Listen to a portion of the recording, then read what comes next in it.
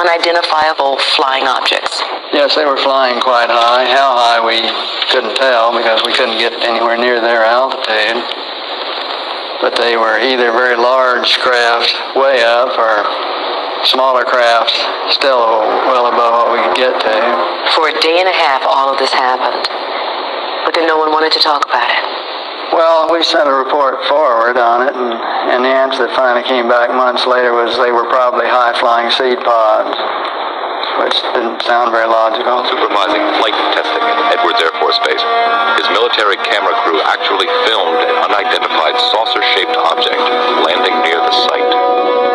As they were sitting there filming, a little saucer came from, I say a little saucer, it was a saucer, came flying over their heads, put down 3 little landing gear and landed right out on the dry lake bed. And they picked up their cameras and started over toward it, filming as they went. And when they got in fairly close to it, it lifted up, put the gear back in the wheel wells, tipped up, and took off at a great rate of speed. And so they came into my office and told me what had happened, and I sent them over to develop the film. And then had to go through all the proper regulations of reporting this, and we wound up having to send the film forward to Washington in the base jet airplane, and I don't know whether anyone's ever seen it since.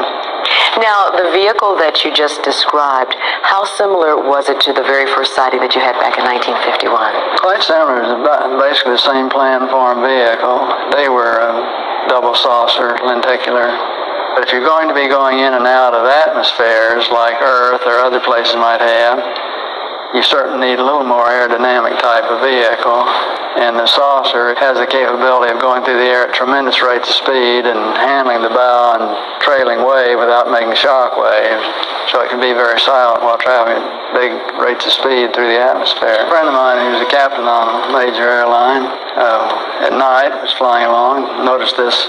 Suddenly a big glow came off his left wing, and he looked out and this big saucer was sitting right off their wing. And so he turned slide toward it, and it moved away, and turned back, and it moved back in position, and turned to his co-pilot and said, "Do you see what I see?" And he said, "Oh God, yeah, I do." And it trailed along with him for quite a period of time, then tipped up and climbed very steeply away. It was on Jim McDivitt's Gemini 7 mission, where they saw this glint of something metallic off in the distance, and he reported, and nobody had it listed on the ground, so he tried getting a picture of it, but the sun, unfortunately, was glinting off. It was bright. All you got is just a glint.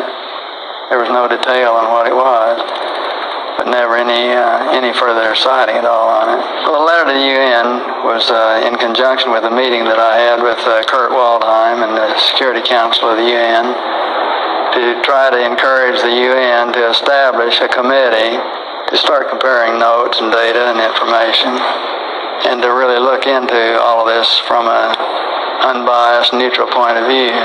Here's a quote from your letter. "I believe that these extraterrestrial vehicles and their crews are visiting this planet from other planets and are obviously a little more advanced than we are here on Earth." And are you saying that's exactly why governments have been trying to keep this information private, because of that obvious advancement? Very possibly, right.